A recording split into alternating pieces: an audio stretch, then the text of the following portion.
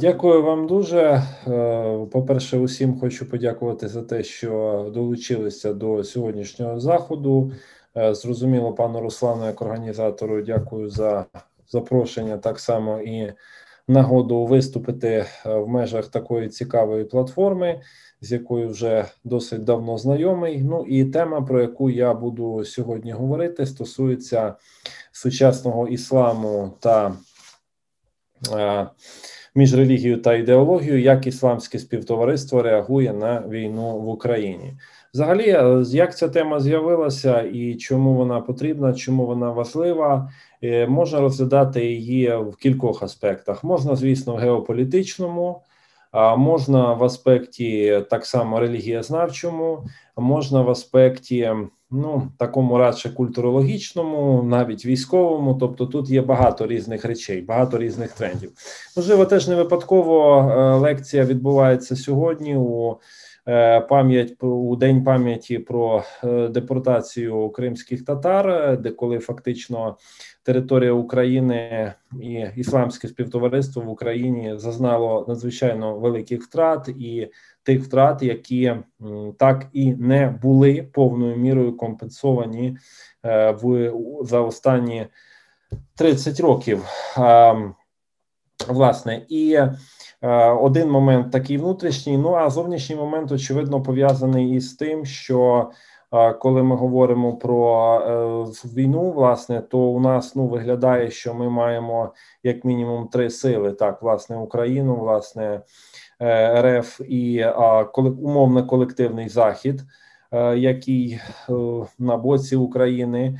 В той же час, коли ми розглядаємо, наприклад, території на південь від України, то час від часу виникають ті чи інші контроверсії. Наприклад, багатьох українців цікавить позиція Туреччини і останні дії навіть з приводу блокування можливого в Швеції, Фінляндії руху в НАТО. Так само цікавлять країни арабського світу, зокрема, наскільки вони готові так само забезпечувати Європу енергоносіями, і ми бачимо, що йде зараз дуже багато перемовин, як між Заходом і арабським конкретно світом, так і між Росією і арабським світом. Тобто, очевидно, йдуть якісь такі перемовини, пов'язані з тим, хто більше запропонує, просто кажучи, що запропонує, кому запропонує, в якій перспективі. І так само помітно, що багато позицій, які ми мали майже 3 місяці тому, вони зараз зазнають змін. Тобто говорити про те, що їх, наприклад, хтось там однозначно так, а однозначно має якусь іншу позицію, тут теж є певна динаміка. Але я хотів би почати не з аналізу якоїсь поточної ситуації, бо очевидно, що про те сказано багато, і це те, що вимагає таких контекстів радше безпеково-політологічних. Радше почати з того, що являє собою сучасний ісламський світ. Ну а вже ближче до завершення лекції я відповім, а для чого, власне, і чи настільки це справді важливо для України в тій ситуації, в якій зараз країна опинилася. Коли ми говоримо взагалі про сучасний іслам, то маємо на увазі, очевидно, далеко не тільки релігію, а маємо ще на увазі політику, соціум, культуру, економіку. Ми не можемо говорити про іслам окремо від мусульман, як про ідеальну категорію якусь. Те ж саме стосується і православ'я, і християнства, адже чимало дискусій в Україні пов'язані, наприклад, із діяльністю РПЦ, пов'язані із позицією Ватикану, і якісь, наприклад, теологічні чи інші богословські питання середньовічні, вони мало що дадуть для розуміння ситуації, бо здавалося б, в плані війни і миру, нібито уявлення про це в християнстві мали би бути спільними, але на практиці ми бачимо, що речі можуть бути діаметрально протилежними. Те ж саме стосується ісламського світу чи ісламу в усій його розмаїтності. Часто іслам сприймається як такий завершений блок, тобто мусульмани сприймаються як носії певної ідентичності, яка помітна, починаючи від одягу, режиму харчування, завершуючи культовою практикою і так само політичними орієнтаціями. Але якщо ми подивимося на різні опитування, які, наприклад, проводяться серед мусульман Заходу, то ми побачимо, що по дуже багатьом питанням позиції мусульман між собою відрізняються надзвичайно сильно.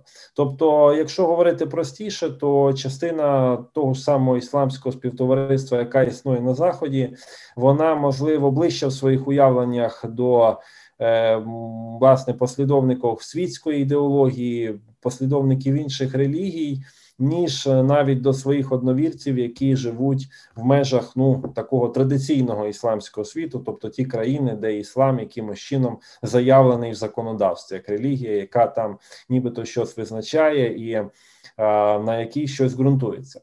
Я почну з того, що у нас є такі два ключові моменти, які потрібні для розуміння сучасного ісламу взагалі. Тобто, що це і чому реакція саме, наприклад, така на щось, а не якась інша. По-перше, в 19 столітті головно іслам зіштовхнувся із модерном. І модернізація ісламського світу відбувалася одночасно із вестернізацією, тобто пропагандою, умовно кажучи, Заходу, всього західного. І це стосувалося не тільки навіть мусульман, які жили на територіях колонізованих Європою, а навіть і, наприклад, мусульман Середньої Азії і Кавказу, тому що російська культура в першу чергу в той час транслювала певні західні меседжі, бо російська культура, мається на увазі імперська культура, вона зазнавала так само цього західного впливу. І якщо ми візьмемо роботу Ісмаїла Гаспрінського, яка називається «Русське мусульманство», то коли він писав, що ця рускость не суперечить ісламу, зрозуміло, в наших сучасних реаліях взагалі не можна це нормально сприймати, але він мав на увазі конкретно модерн, тому що через освіту, тогочасні університети, мусульманський світ прилучався до модерну, і оскільки він був джадідом, власне, прихильником всього нового в ісламі, то очевидно, що він цей модерн схвалював і пропонував там реформи в освіті і багато іншого. Так от, з 19 століття ми бачимо цілу низку реформаторів мусульманських, які, намагаючись поєднувати вже десь західний дискурс філософський і традиційні ісламські уявлення, пропонували дуже різний спектр ідеологій. Наприклад, можна згадати сирійського автора Абдурахмана Аль-Кавакібі, який свого часу написав цікаву книгу «Природа деспотизму та колоніалізму». І в цій книзі, власне, він одним з перших обґрунтував ідею свободи для ісламського світу, що західна ідея свободи, вона, по суті, не суперечить ісламу, і цим самим він відкрив широкий шлях до такої національно-визвольної боротьби і так само до демократизації мусульманських суспільств. І вже в 20 столітті ми маємо таку дуже значну варіацію від умовно поміркованого світського ісламізму, який виступає за парламентаризм, за проведення виборів, за права жінок, за те, щоб вони набували дедалі більшого значення в суспільстві, за співпрацю із Заходом, за впровадження нових технологій, за реформи в освіті. І маємо так само умовний консерватизм від абсолютного заперечення всього, що умовно проголошується не ісламським, до такого, якогось компромісного варіанту, коли проголошуються там якісь зовнішні наративи, які пов'язані там навіть з моральними нормами суспільства, і власне вони стають основою якогось політичного навіть дискурсу. Візьмемо запровадження роздільного навчання для чоловіків і жінок в Афганістані, або так само дуже багато позицій, які є в Ірані, і ці гендерні особливості і всі інші, вони перше кидаються в око, тобто те, що однозначно відрізняє від європейських практик і часто з позицій, наприклад, такого світського лібералізму, європейського, вони викликає нерозуміння, тобто чи це справді має щось, бо вся фактична аргументація, яка діє на користь цих всіх норм і заборон, вона має суто релігійний характер. Тобто, якщо людина в цьому релігійному дискурсі, то далеко не кожен віруючий мусульманин поділяє погляди настільки радикальні. Ми так само бачимо, що чимало рух на Заході наразі поширений серед багатьох мусульман, фактично рух колишніх мусульман, тобто людей, які зрикаються ісламу, і головним це вихідці із Ірану, Афганістану і інших країн, які асоціюють іслам в всіх його нормативах із просто політичною диктатурою. Тобто для них це все зовнішні заборони, які відповідно багатьох викликають просто тотальне неприйняття, аж геть до самого заперечення основ ісламу як будь-якої релігії. Про це не дуже люблять говорити в мусульманському співтоваристві, і очевидно, тема віровідступництва дуже складна, але якщо почитати мотивацію, то передусім це мотивація саме політична. І ми бачимо, що ті країни, де найбільше політичного умовно ісламу, там найбільше цього руху. Ще один момент важливий для розуміння – це події 2011-2012 років, це так звана арабська весна. Арабська весна, ми вже про неї трохи підзабули на фоні всіх подій, вже минуло понад 10 років спочатку, і дуже багато написано зараз досліджень, навіть нещодавно книга відома перекладена про революція без революціонерів, що арабська весна не мала якихось ключових фігур, це був такий рух народних мас з обуренням, з спробою щось змінити, але який завершився в багатьох країнах поразкою і посиленням диктатури тоталітарних чи авторитарних режимів, а в багатьох країнах просто були здійснені такі силами, які прийшли до влади умовно демократичними, були здійснені певні помилки, і відповідно теж політична кон'юнктура не дала цим помилкам бути виправленими. Називають Єгипет того ж самого Мухаммада Мурсі, називають певною мірою Туніс, попри всі здобутки. Є чимало проблем, які не були вирішені арабською весною, бо це країна, з якої арабська весна почалася і де вона мала відносний успіх. Не говорячи вже про, наприклад, Сирію чи Ємен, де все завершилося трагічними, катастрофічними подіями, і Сирія тут взагалі історія, яка викликає дуже багато питань, тому що в появі так званої ісламської держави і пізніше вступу Росії на боці Асада, потім операції Туреччини, там є дуже, показала, власне, цей регіон став предметом значної геополітичної боротьби. Але так само ми можемо подивитися, що хто говорить від імені сучасного ісламу.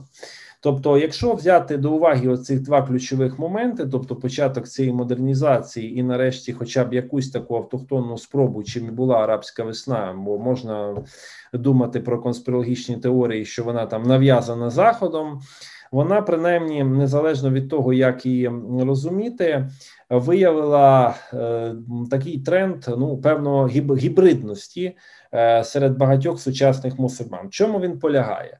З одного боку, навіть якщо хтось стикався з якимись інтелектуалами з регіону Північної Африки і Близького Сходу, помітна велика дуже перспектива антизахідництва. По суті, на цій перспективі антизахідництва, на асоціації Заходу як регіону, який намагається зруйнувати іслам, який підтримує Ізраїль проти Аравії, який намагається постійно запровадити якісь світські цінності умовно. Тобто є цей антизахідний дискурс, і він поширений від Марокко до Індонезії.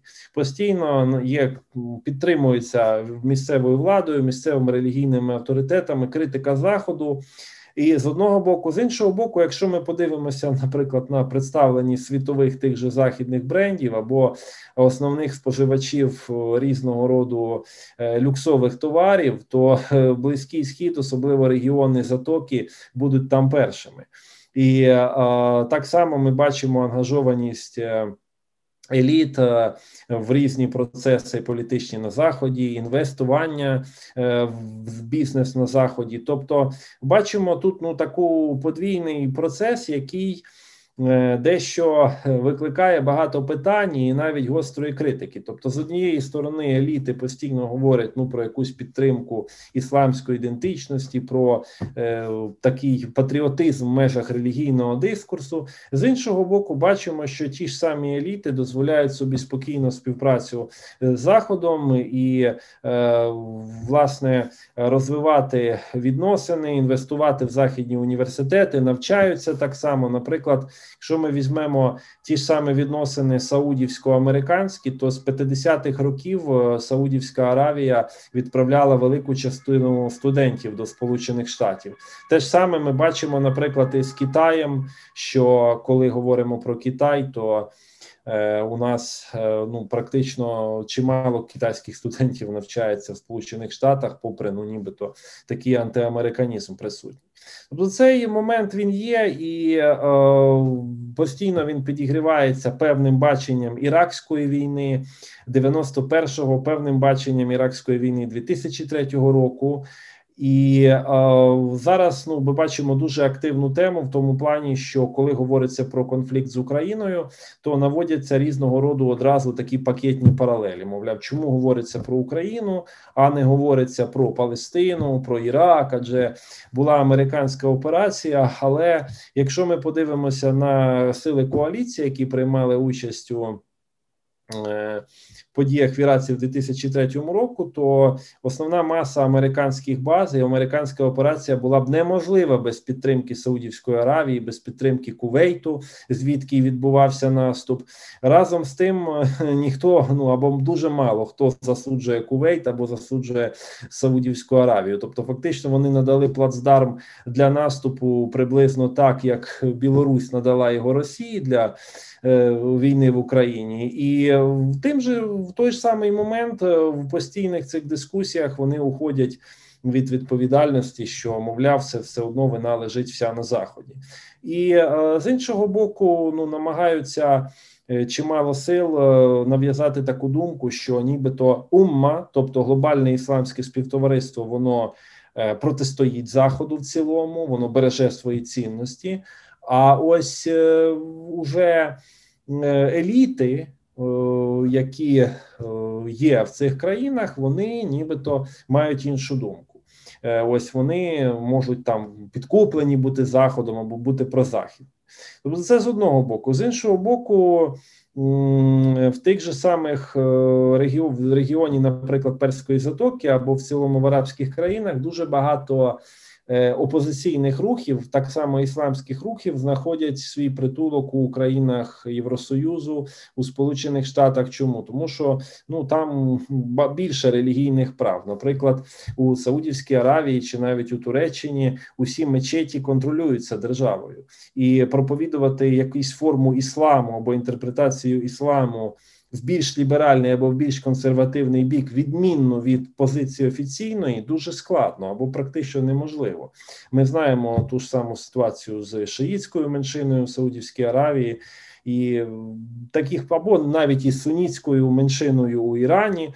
Тобто, коли ми подивимося на всі ці речі, то побачимо, що власне є дуже багато таких неоднозначностей, і є дуже багато питань до цих неврегульованих питань, які по суті розділяють те ж саме ісламське співтовариство. Просто на це говориться не всіх рівнях. Та й навіть якщо подивитися на карту Північної Африки і Близького Сходу, дуже багато кордонів і прапорів цих країн свого часу були просто нарізані колонізаторами, які залишали після себе умовно лояльні уряди, будь це британці чи будь це французи, більшою мірою британці, тому що Британія вела дещо більш таку розумну політику, Франція вела більш жорстку мілітарну політику, відома ситуація з Алжиром, де довгий час була колоніальна війна, та й Алжир був проголошений навіть частиною Франції, а не просто був колонією.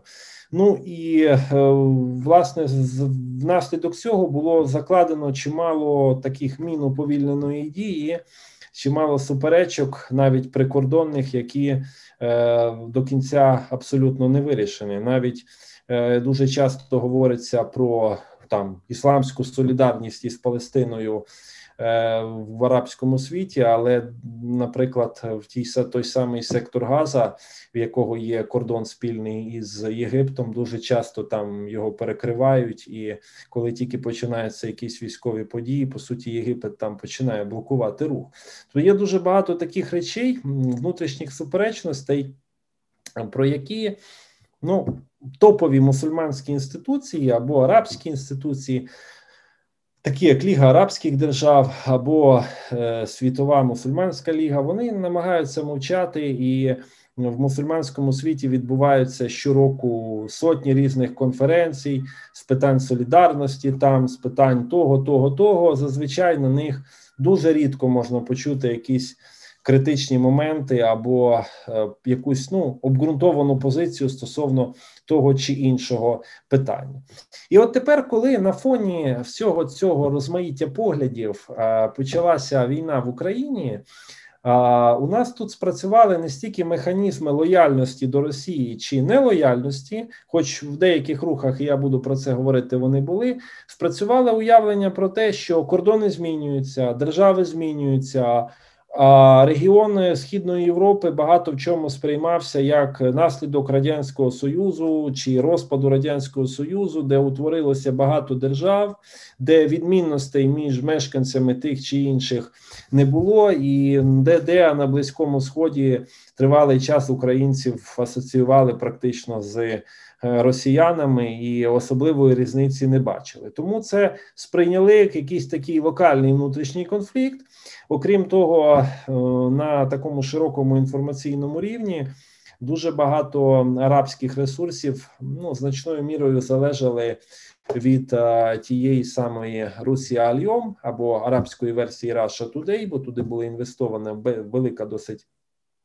Це велика пропагандистська машина, коли для арабського світу інвестовано багато сил. І на додаток до того, що східна преса чи арабомовна, наприклад, преса живе багато в чому конспірологією, тобто тим, що в усьому є якийсь хитрий план, сприйняття було таким від обережного до навіть такого, що чимало сил вірило в перемогу Росії і дивилися, якщо Сирію, в принципі, спокійно віддали росіянам, тобто Захід так і не наважився там на якусь серйозну військову операцію, то чому вірити в перемогу України? Тобто тут спрацював певний досвід своїх війн і конфліктів, де військова сила була на першому місці.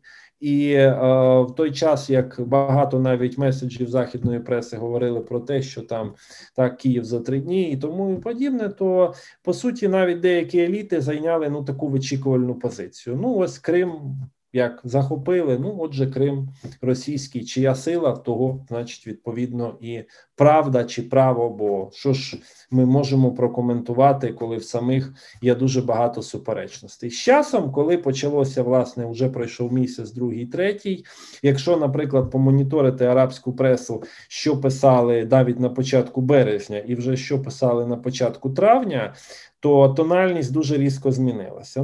В тій самій тональності лишалася Аль-Джазіра, в зв'язку з такою умовно нейтральною позицією Катара, або навіть це єдина, по суті, арабська країна, допоки де мав виступ президент Зеленський і, скажімо, кореспонденти працюють і десь відчувається якась навіть, можливо, такий прозахідний курс. Те ж саме можна сказати про деякі турецькі ЗМІ, які намагалися досить подавати це все в такому виваженому сенсі, попри те, що турецька влада, вона займає свою позицію в цьому, і теж зрозуміло чому. Хоча можна буде і про це сказати далі. Але тут цікавить мене не стільки політичний аспект, а скільки цікавить релігійний аспект. Якщо подивитися на релігійних авторитетів, а в ісламі, на відміну від католицизму, немає єдиного релігійного авторитету. Тут є в сунітському, як мінімум, тому що в шиїтському ісламі, наприклад, є аятолла, і кожен шиїт, який практикує щось, він повинен мати собі як авторитета якогось із живих аятол.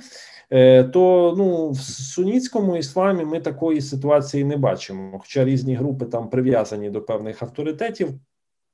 Скажімо, чимало в тому ж самому Єгипті релігійних лідерів робили заяву на тему того, що мусульмани не повинні взагалі приймати участь в цій війні, а деякі прямо виступали, що це або ну не треба на цю війну взагалі їхати, бо особливо коли пішла тема з вербуванням або іноземних бійців до України, або вербуванням найманців там із Сирії, з Лівану до Росії, то вони почали відповідним чином на це реагувати. І, ну, чесно кажучи, позиції, що треба обов'язково воювати на стороні Росії, таких позицій в арабському чи в цілому ісламському світі дуже мало. Більше позицій або тримати повністю нейтралітет, виходячи з того, що це не їхня війна, це війна, мовляв, одних невіруючих з іншими, і немає сенсу туди втручатися.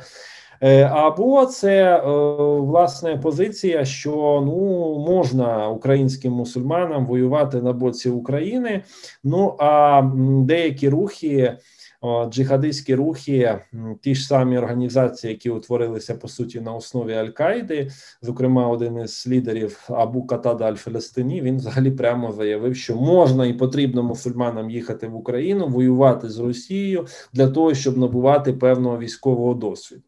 От. Ну, зрозуміло, в Україні ніхто цих таких заяв на підтримку не цитував, бо тема присутності, мовляв, якихось там бойовиків і ділу, вона постійно використовується російською пропагандою і постійно навіть ще до війни, по суті, чимало українських мусульманських спільнот прямо в російських ЗМІ називалися іділом, та й не тільки в російських, наприклад, в Україні свого часу Духовне управління мусульман України на чолі з Ахмедом Тамімом прямо звинувачувала всіх практично мусульман, які не входять до їхнього духовного управління, що це іділ, що це бойовики, тобто вони ну, використовували ту ж саму власне мову, тут теж саме говорили, що і російські ЗМІ, ну, що теж не є дивним, враховуючи бекграунд їхнього лідера Ахмеда Таміма, його зв'язки там з Хізбуллою, його зв'язки свого часу з Рамзаном Кадировим особисто. По суті, мечеть в Києві була побудована навіть за кошти Чечні, тобто, вважайте, російські кошти. І це не приховувалося, якщо навіть продивитися репортажі з її відкриття у 2011 році.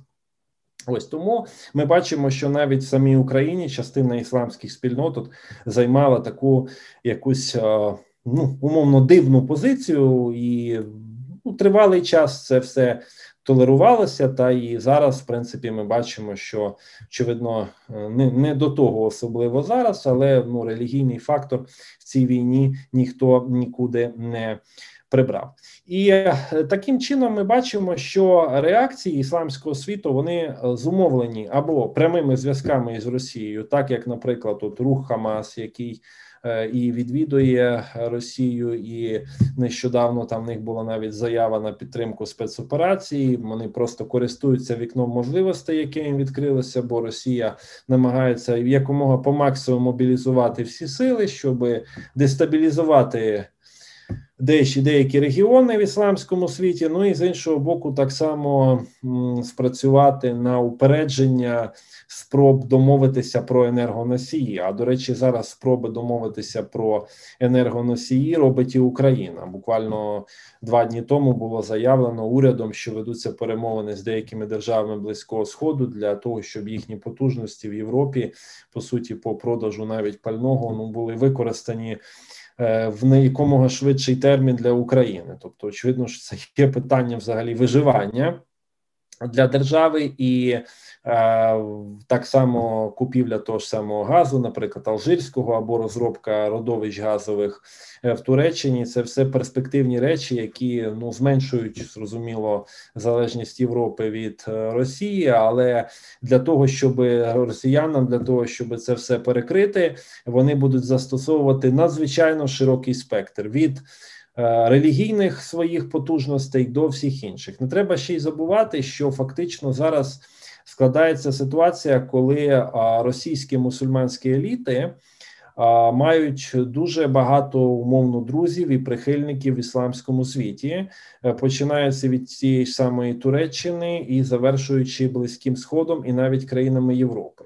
Якщо ми візьмемо декілька ісламських організацій, топових Росії, те ж саме Духовне управління мусульман Російської Федерації, або так званий Європейський мусульманський форум, який теж був створений росіянами, то завдяки дуже потужним інвестиціям від різних олігархічних кіл Росії, власне, зараз відбувається спроба такого зібрати навколо себе товариство друзів. Навіть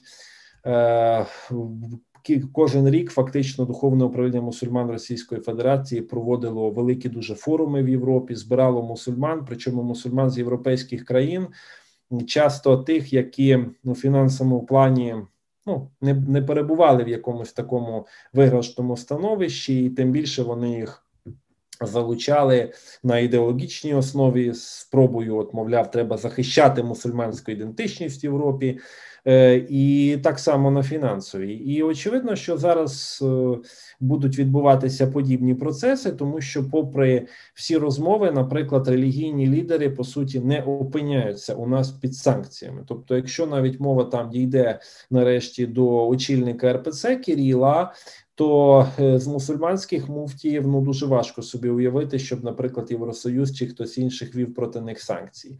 Більше того, ми вже бачимо в Росії процес, що деякі олігархи віддають нібито в таке безоплатне користування або просто передають у власність свій бізнес для мусульманських структур, для різних мусульманських фондів. От нещодавно в одному з чільних російських муфтіїв Равілю Гайнудіну передали, по суті, один з олігархів російських передав його фонд, власне, золотовидобувну компанію.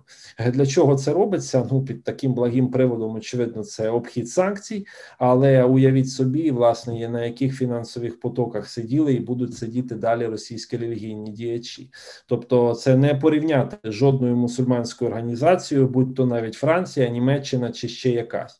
І очевидно, що цей ресурс, він буде вабити дуже багатьох, в тому числі якихось топових місцевих лідерів. Тобто буде спроба підкупити, буде спроба показати, що ось, мовляв, не все так однозначно, і навіть уже зараз, буквально кілька днів тому велика делегація з окупованого Донбасу приїхала до Москви. Фактично вони говорять про те, щоб був створене так зване духовне управління мусульман Донецької Народної Республіки, яке входить в муфтіят Російської Федерації. Вони починають дуже активно освоювати цю територію, причому отримуючи на це відповідні кошти зі свого бюджету. І якщо немає належних важелів якось показати злочинність цих дій, то в очах, наприклад, мусульман там Близького Сходу чи навіть Європи це буде виглядати як піклування про своїх одновірців, що от мусульмани меншина, вони перебувають серед немусульманств, вони є в війні, вони зазнали страждань, переслідувань, і вони потребують допомоги. І ось російські мусульмани перші приходять на допомогу, користуючись ситуацією. І про це все вже знімаються відповідні пропагандистські репортажі, хоча, очевидно, що чим далі буде Україна чинити активний спротив, тим менше в це будуть вірити, тому що все одно вікно можливостей, воно з кожним днем розширюється.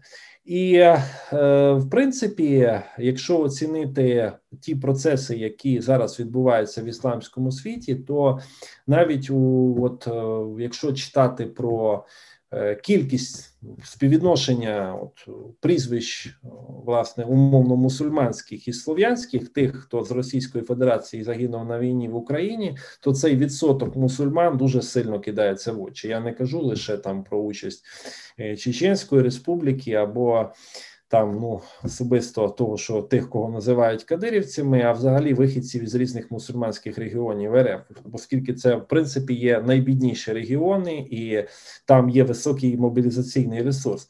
Так от, тут уже, знову ж, на цьому ґрунті чимало деяких мусульманських лідерів з Росії намагаються втокмачити українцям і мусульманському світу, що разом об'єднавшись навколо великої Росії, мусульмани отримують ядерну потужність і зможуть протистояти цьому розпусному заходу, який, значить, нав'язує свої цінності. Тобто ми бачимо, що в цьому плані ця пропагандистська машина дуже сильна. І, очевидно, єдине, що залишається мусульманам України, це набагато активніше про себе говорити. Бо ось візьмемо, скажімо, сьогодні навіть день депортації кримських татар. Свого часу от дуже багато мусульман запитували, чому там не згадують про Палестину, там чому не згадують про Ємен, про Сирію, хоча Україна мала дипломатичні відносини і має і з Палестиною, і з Ізраїлем так само. Але чи згадують в арабському світі взагалі окупацію Криму? Чи можемо говорити про якусь підтримку кримських татар чи кримсько-татарського руху, наприклад, країнами Перської затоки? Наскільки там їхній голос може бути представлений? Насправді контакти були досить непогані минулого року, позаминулого року. І навіть якщо подивитися, от буквально сьогодні я моніторив арабську пресу, то мене подивувало, що досить багато газет від Алжиру до Лівану в контексті війни в Україні згадують про цю подію. Тобто, якась, очевидно, чимало таких лідерів суспільної думки в арабському світі, топових журналістів, тих, які читають, ті, хто має доступ до пера, навіть на офіційному рівні, почали, принаймні, якось диверсифікувати інформацію.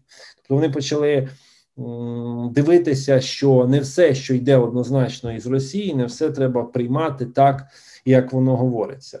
І все ж таки в цьому плані ми бачимо, що сам релігійний дискурс, тобто якась ісламська солідарність, умовно, там, або спроба якихось міжрелігійних там, побудови якихось міжрелігійних мостів, або там, наприклад, ісламське уявлення про війну, про мир, це все залишається десь в рамках таких старих ідеологій, які, за великим рахунком, на сьогодні спрацьовують лише серед якихось консервативних еліт. Тобто, якщо брати ту ж саму мусульманську молодь, їхні цінності, навіть ті, які походять із умовно-консервативного регіону тих ж країн Перської затоки, то побачимо, що там на рівні такої споживацької культури йде абсолютно прозахідна орієнтація.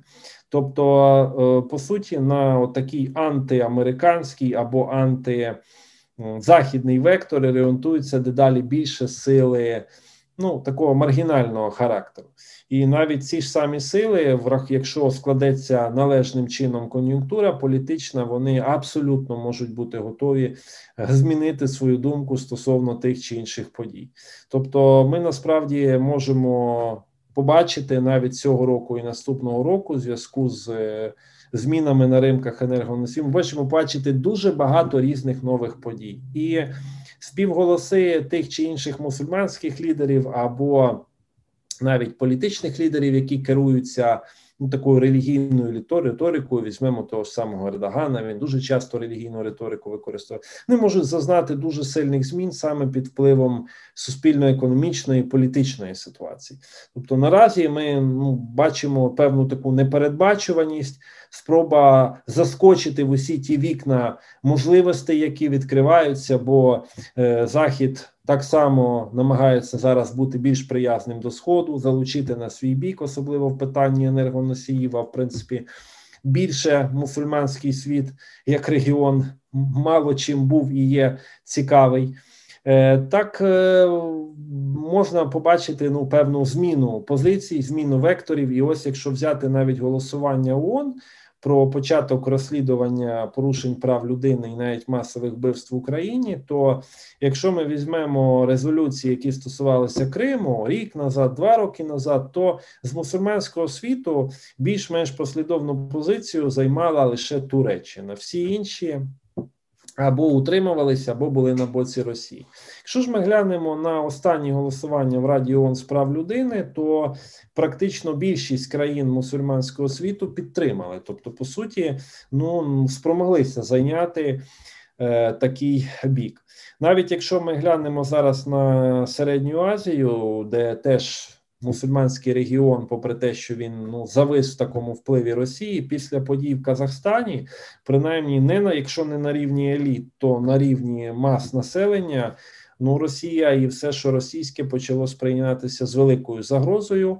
І нещодавно були спроби знову ж Туреччини якось активізувати оцю таку тюркську єдність, хоча насправді та ж сама Туреччина з сучасною владою є дедалі більше, очевидно, непередбаченою, і країна, де поглиблюється дуже сильно економічна криза. Так от, можемо навіть спостерігати останню зустріч ОДКБ, де, по суті, більшість країн, які були зібрані, це були зібрані країни з Середньої Азії, але і там, на рівні Киргизстану, Таджикистану, Казахстану наростають суперечки, тобто ці країни теж зазирають у вікна можливостей, які може відкрити ця війна. Тобто, по суті, очевидно, що всі керуються своїми інтересами і будуть керуватися, і будь-яка апеляція до релігії в ісламі, вона важить насправді не більше, ніж апеляція до релігії в православному світі. Тобто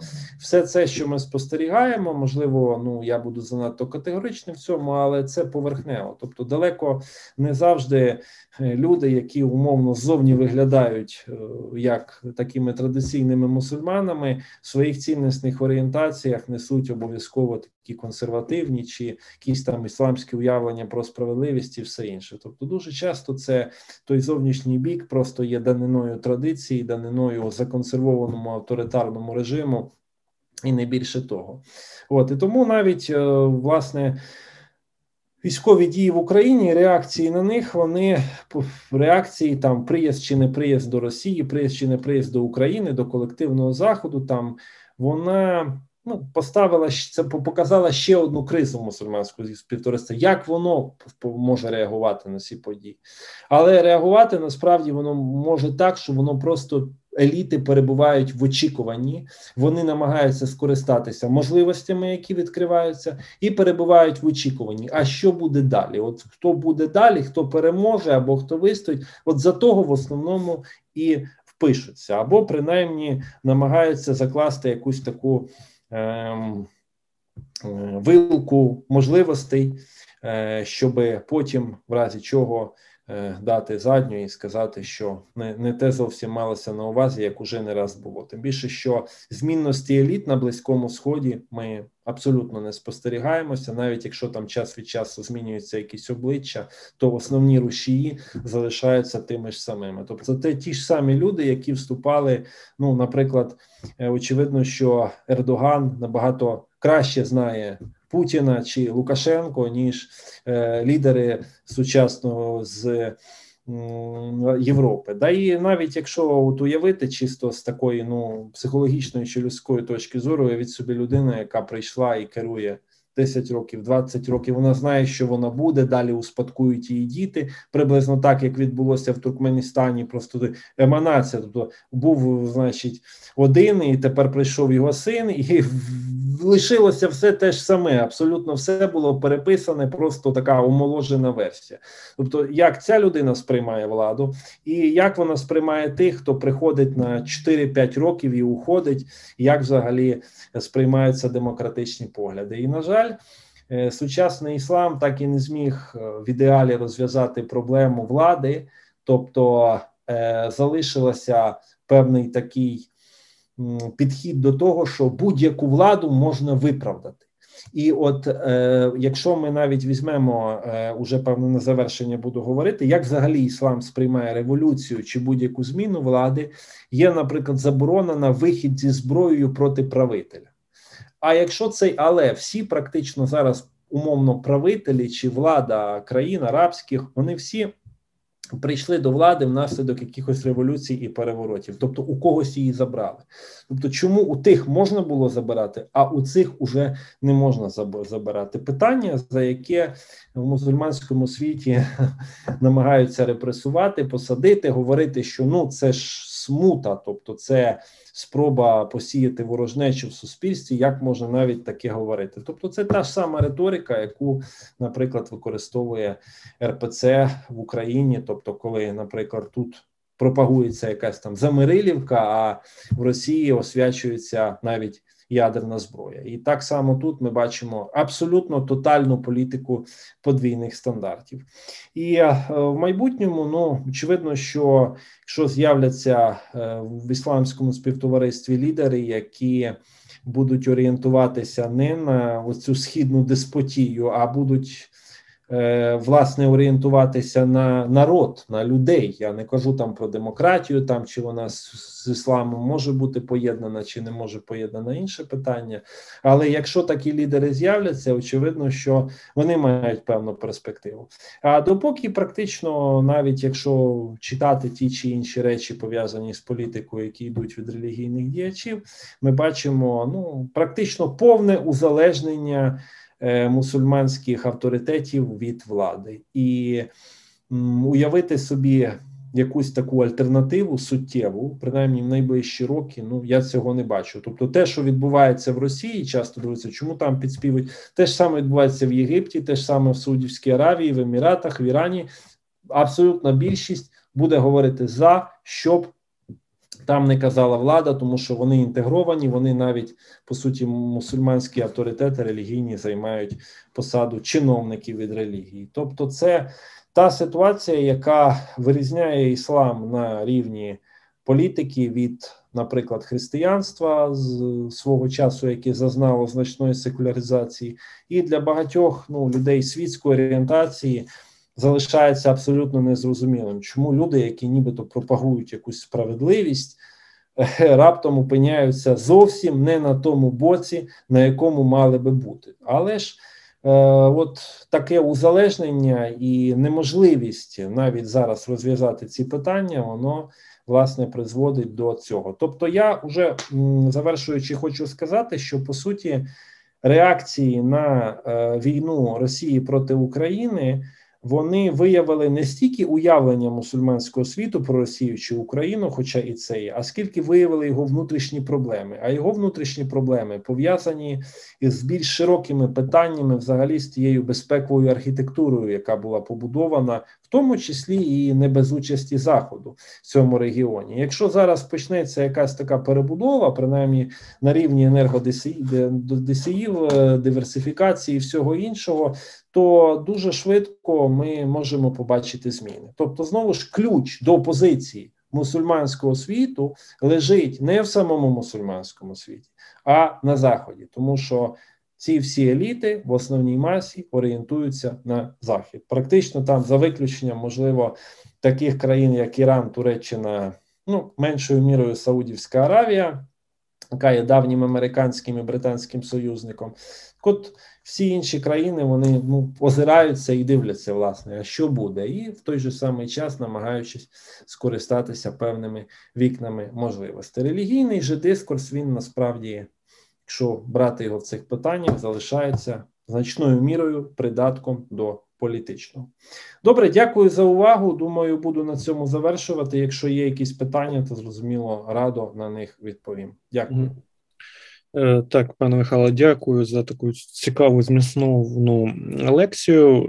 Друзі, якщо у вас є запитання, ви можете піднімати руку і задавати їх, або писати в нашому чатику в Zoom. Ну, у мене, в принципі, є перше запитання. Ви казали щодо того, що взагалі ісламські держави ставилися до події, до війни в Україні або нейтрально, або, ну, як би так би мовити, взагалі казали, що це війна невірних, так, то в мене питання, просто були такі публічні заяви тих же самих муфтіїв з Російської Федерації щодо того, що спецоперація в Україні, як вони називають, це якби джихад. І ось цікаво, чи була якась реакція на ці заяви, адже мені здавалося, вони були публічні і від таких немалих людей. Ось це перше питання. І друге питання.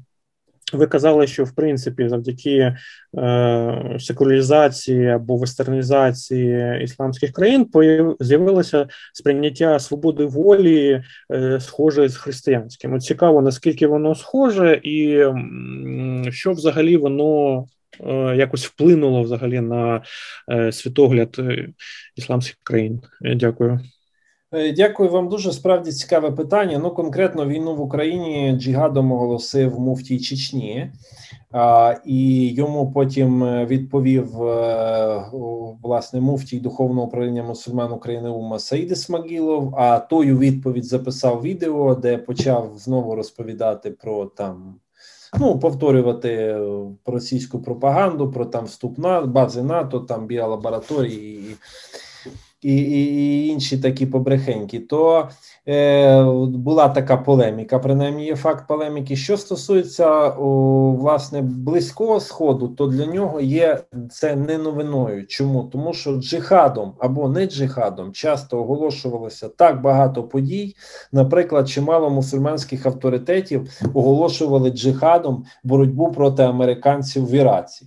Але разом з тим, ті, хто оголошував боротьбу проти американців, наприклад, в Саудівській Аравії, де знаходяться американські бази, тих та ж сама Саудівська Аравія проголошувала злочинною, значить, сектою, заблудшою, екстремістами і з ними боролася. Тобто, власне, це слово джихад настільки часто вживалося в ісламському дискурсі за останні 20-30 років, що уже воно, здається, знецінилося тотально, бо з одного боку його страшно заполітизували, з іншого боку його затаскали на Заході, що джихад – це не війна, це все, це тільки духовне, це все, тобто інша крайність, така, знаєте, іслам за мир, ми за все хороше проти всього поганого.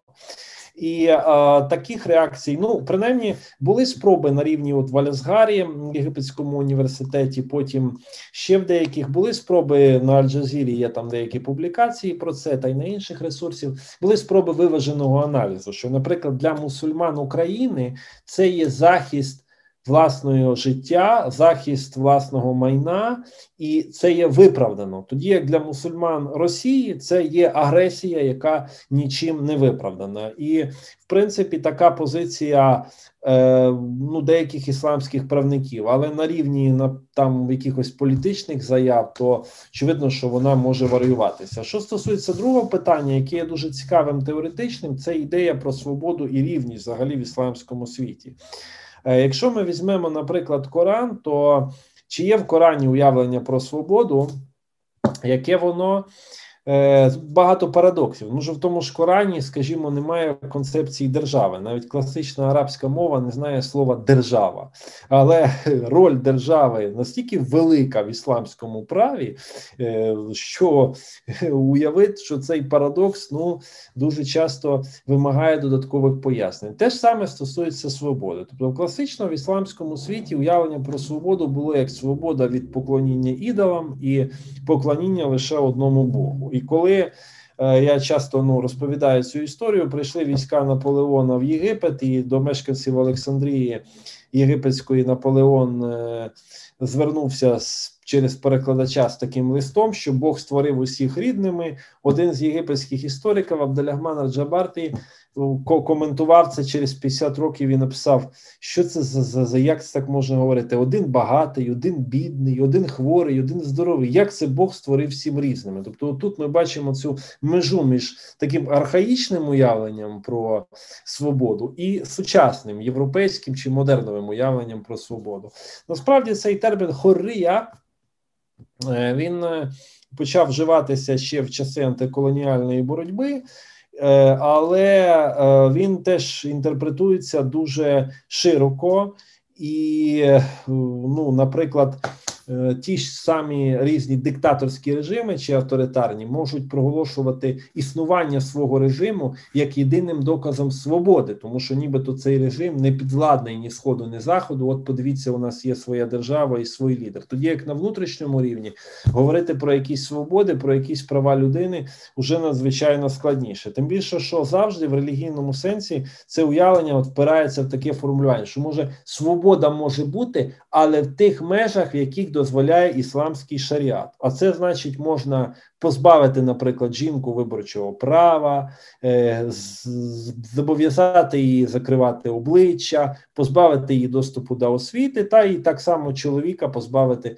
дуже багатьох прав. Тобто тут ми впираємося в конкретних людей, які сидять і вирішують, чи це свобода, чи це не свобода. Справді це досить складна дискусія з багатьма речами, але і тут бачимо, що цей концепт він набув своєї такої релігійної конотації, яку можна читати як демократично, так читати і більш авторитарно.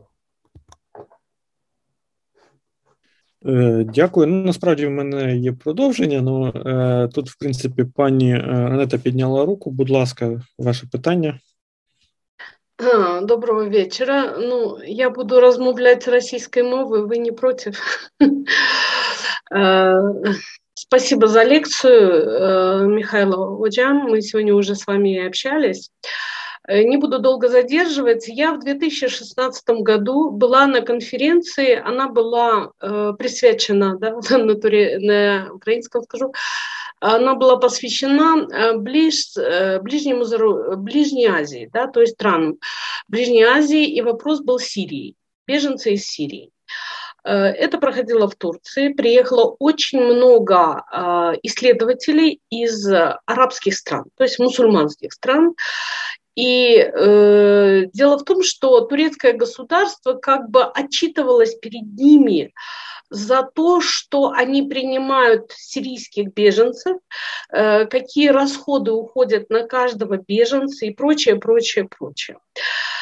После этого я задала вопрос, я обратилась вообще ко всей публике, которая сидела, и сказала: хорошо, а почему же тогда ни одно из арабских государств не принимает ни одного беженца из Сирии? Вы вот сейчас приехали и говорите о том, что они мусульмане, мы братья по крови, по вере и прочее, прочее, хотя сирийцев они не считают в разрезе арабского своего мира. На что, конечно, они проигнорировали, не ответили, потому что получилось, что Турция как будто бы оправдывалась, или же, вот я еще раз повторюсь, она вроде бы отчитывалась за те расходы, которые несет Турция, потому что по тем временам каждый беженец стоил 16 тысяч лир. По тем временам это было это был 16-й год, это было около 5-6 тысяч долларов. Это вот первый вопрос. Я хотела бы узнать, вот тогда позиция Сирии, это же тоже мусульманское государство, ислам, и позиция Турции, если вы рассматривали в таком контексте, и страны Ближнего Востока, имеется в виду арабский мир.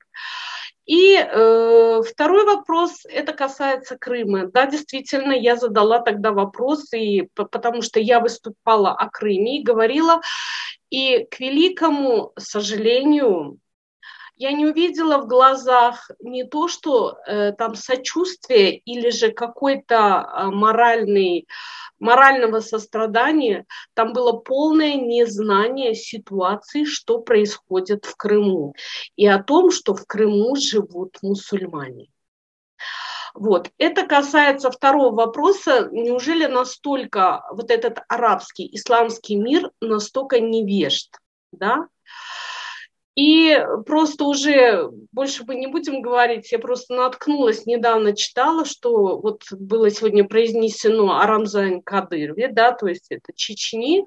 Дело в том, что он сам себя дискредитировал в том, что он даже тот герой национальный, который считался в Чечне, это шейх Мансур, предводитель такой суфийского течения, которому были даже воздвигнуты памятники. В Грозном носил имя шейха Мансура, были школы его именем после прихода Рамзая Кадырова.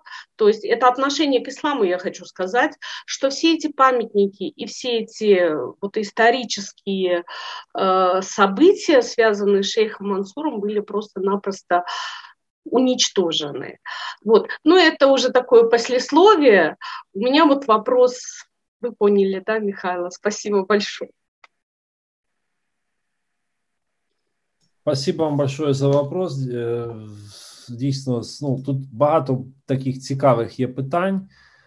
на які варто було б відповісти, особливо що стосується Сирії і солідарності так званої арабської. Я дуже часто навіть чую від деяких мусульман, що взагалі іслам це ледь не місце іслам не місце для дискусій. Так, тобто, як можна взагалі сумніватися в цих, даруйте, священних коровах, які представляють близькосхідні режими.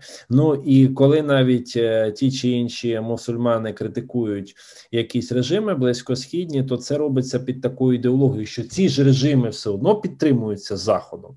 Тобто Захід, мовляв, винен тому, що там є диктатури, Захід не хоче ісламу, бо Захід боїться, що там проснеться ісламський світ, і захопить весь світ, і буде глобальна умма, глобальний халіфат. І тому Захід, мовляв, посадив там людей, які намагаються там чинити розбрат. І це дуже часто навіть від мусульман Заходу чутно, які в усіх самих, власне, бідах своїх намагаються звинуватити той самий Захід, на якому вони перебувають. Але ні в якому випадку не оці династичні чи якісь інші режими на Близькому Сході. Те ж саме, ми знаємо, що Об'єднані Арабські Емірати мають свої там питання щодо громадянства, його набути дуже складно, так само як і Катар, і Саудівська Аравія, і навіть ті палестинці, чи сирійці, чи єгиптяни, які там проживають в цих країнах, є дуже великий рівень расизму і навіть такого націоналізму місцевого, коли араби з одних країн надзвичайно негативно ставляться до арабів з інших країн. Я це особисто чув такі розмови, особисто бачив це ставлення, наприклад, у Саудівській Аравії. Тобто, що для них нібито вони є арабами такими, а те все то таке воно, якесь в них і релігія не дуже правильна, і вони так на конференціях, на різних заходах про це все згадується, говориться, навіть використовується термін братські народи. Так, у них теж є оцей, вибачте, ідіотизм, братські народи, коли говорять там Аль-Мисра, Шакик, братський Єгипет, чи там Сурія, Шакика, братська Сирія, але коли мова йде про якесь уточнення, його вже немає. Те ж саме палестинська проблема, наприклад, скільки держав мають дипломатичні стосунки з Ізраїлем і через голови палестинців, але ж засуджують знову ж чомусь чимало палестинських рухів на Заході, в цьому Захід. І так само ж і про те ж саме, що до цього голосу додати, що і в війні в Україні винен теж хто? Зрозуміло, Захід, який спровокував. Тобто дуже така проста теологія, яку, до речі, навіть самі режими досить сильно толерують, тому що їм вигідно, бо вони ні в чому ніколи не винні. В усьому завжди винне колоніальне минуле їхнє. І ця політика пам'яті, яка вбивається в голову кожному арабу чи кожному мусульманину з дитинства, тобто, що мусульманин – це однозначно східна людина, це не може бути західна людина.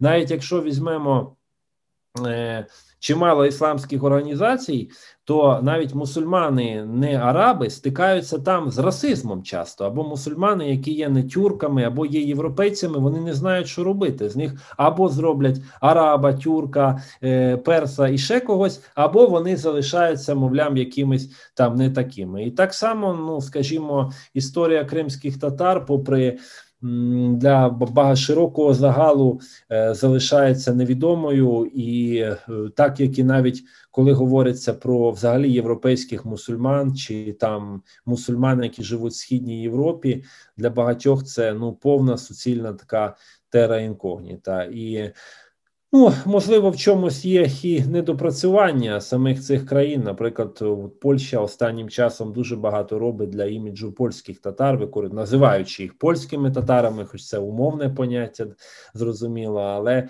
намагається їх використати і дуже часто показати, що в них яке становище хороше, і навіть використовувати їх як для дипломатії в деяких країнах. Наприклад, багато років посол Польщі в Казахстані, власне, виходить із цієї спільноти польсько-татарської. В Україні очевидно, що були здійснені певні помилки свого часу, але очевидно, що очікувати від влади в 90-х роках чогось іншого було теж важко. Ну, це трошки інша тема, якби чому про кримських татар знають так мало в арабському світі, але десь вона вписується в ті ж самі підходи, що це та частина умми, яка далеко не є цікавою, і якщо вона тут не з нами, то вона десь там комусь іншому становищі. Наприклад, про мусульман Росії насправді теж знають лише там, де про них,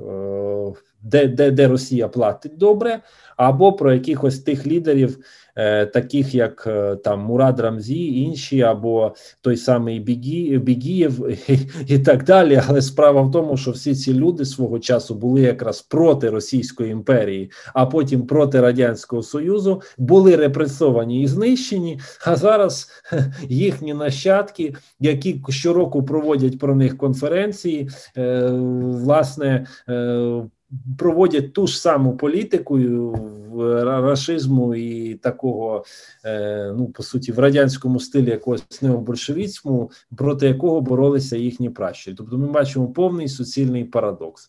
Да? І те ж саме можна порівняти, можливо, до ширшого загалу з РПЦ, яка толерує радянську символіку, в той час, як, по суті, Радянський Союз репресував тисячі священників тієї ж самої релігійної організації. І тоді, ну, виникає питання, а хто ж ці люди в чалмах і в рясах? Чи вони не є просто одягнутими чекістами, які багато з них дійсно співпрацювали і з органами, і співпрацюють зараз. І, тобто тут, ну, можна запитати, чи наскільки вони взагалі мають право говорити, але щоб їхній голос був чимось перекритий, то потрібно надзвичайно гучно і вправно кричати і пояснювати ці речі. Просто аби на це вистачило сил, терпіння і, головне, часу. Доктор Михайло, щиро дякую за лекцію. Скажіть, будь ласка, там було таке запитання, що от ви казали, ісламський світ, особливо країни Південної Африки і так далі, вони бачать себе як послідовниками боротьби проти колоніальної західної системи. Тобто вони бачать, що світ, от в їх розумінні, має такий от захід, який колоніальний, і ісламська умма, яка захищається від наслідків колоніалізму. А чи бачили ви якийсь дискурс чи якісь інтелектуалів в ісламському світі, які бачать нашу боротьбу, тобто боротьбу України проти Росії, як боротьбу проти колоніальної імперії? Тобто, чи є хтось, хто от в такому розрізі, перепрошую, бачить те, що робиться тут? Тобто, можемо ми сподіватися на те, що знайдемо прихильників України та українського визвольного руху проти Росії, базуючись на цінностях антиколоніального визволення? Дякую. Дуже цікаве питання, і очевидно, воно пов'язане з тим, що коли в мусульманському світі говорять про певні імперії, то чомусь згадують саме про там умовно Сполучені Штати, хоч наскільки вони імперія в історичному сенсі, це питання. Ну, згадують, зрозуміло, Британську імперію, класичну імперію, власне, найбільшу в світовій історії, і боротьбу проти неї, там французький колоніалізм. Справа в тому, що коли йдеться про саме арабський світ, він з російським колоніалізмом, як таким напряму, не стикався. З ним стикалася Середня Азія, стикався, власне, Татарстан, Поволжя, Північний Кавказ, і там багато було всього сказано, але переважно це і зараз є представники, наприклад, цих народів, які мешкають за межами того ж самого Північного Кавказу чи Татарстану, які постійно про це говорять. Власне, навіть вихідці із РФ, які проживають за межами самої РФ. Якщо ж говорити про арабський чи африканський, то там можна дещо знайти ще в публікаціях там 60-х, 70-х років, або навіть взяти той самий Афганістан. По суті, в 80-х роках, коли йшла боротьба проти Радянського Союзу, то проголошувалися ці речі як антиколоніальна боротьба і джихад. Але що стосується сучасної, наприклад, української боротьби, то, на жаль, все-таки превалює дискурс, що це, мовляв, одна імперія, захід колективний, бо термін цей колоніалізм, він використовується в такому, часто, я би сказав, далекому від історичних реалій сенсі. І, власне, так само от він бореться, мовляв, з Росією. Тобто я особисто поки не зустрічав від західних деяких мусульман, від західних діячів про цей антиколоніальний дискурс можна було щось почути. А от з Близького Сходу поки не було, хоча я думаю, що тут це вікно можливостей для і мусульман України, і взагалі українців, воно залишається відкритим. Дякую. Я бачив поодинокі коментарі такого типу в Туреччині, але от я зрозумію, дійсно не в Південній Африці чи десь в арабському світі. Щиро дякую за відповідь.